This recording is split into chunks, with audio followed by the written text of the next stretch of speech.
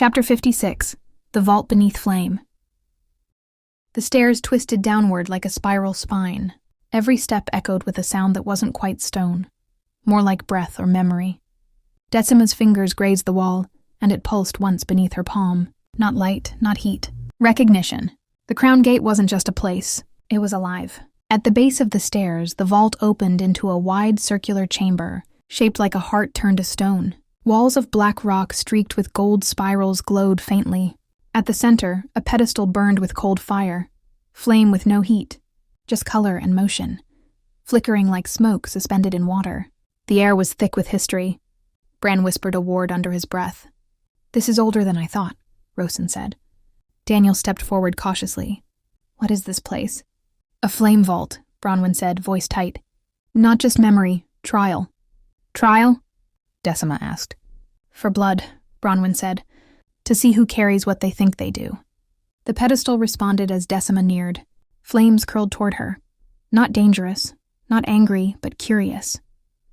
They rose in shapes, not fire, figures. A woman in ash armor, a child glowing at the spine, a man with flame pouring from his eyes, kneeling before a dragon with wings of smoke. Echoes. Ashline. One by one the images flared and faded. Then the flame stilled. A voice rose from the air, not male or female, but old. "Flame remembers, but only blood continues. Step forward, bearer of the crown light." The others froze. Decima moved. The fire wrapped around her, cold and silver bright. It pressed against her chest, her hands, her thoughts. It was inside her now, testing, watching, choosing. "Who do you burn for?" The voice was not hers. It rose from her throat, hollow and distant. "I don't know," she whispered, "yet." "Good." The fire pulsed once, and the pedestal lowered, revealing a curved shard of gold-veined crystal beneath it, the next piece of the crown. Daniel moved to her side instinctively, but the fire lashed out. It didn't hit him. It warned him. And something else stirred. A whisper behind them, a rustle. The creature. Bronwyn turned too late. A figure stepped from the shadows.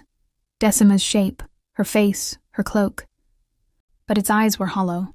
Its skin slightly wrong, like it had been stretched over someone else's bones. It smiled. "She touched the crown," it said. "But I remember it better."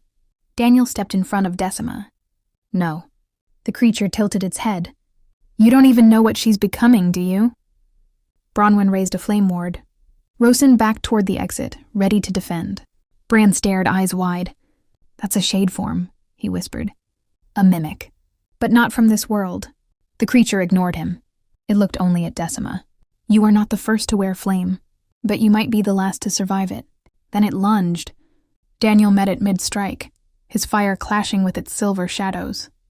They fought in spirals, flames twisting through old carvings. The vault lit up with pulsing names, ones that hadn't been spoken in centuries. Bran shouted something in spell tongue. Rosen threw a binding rune.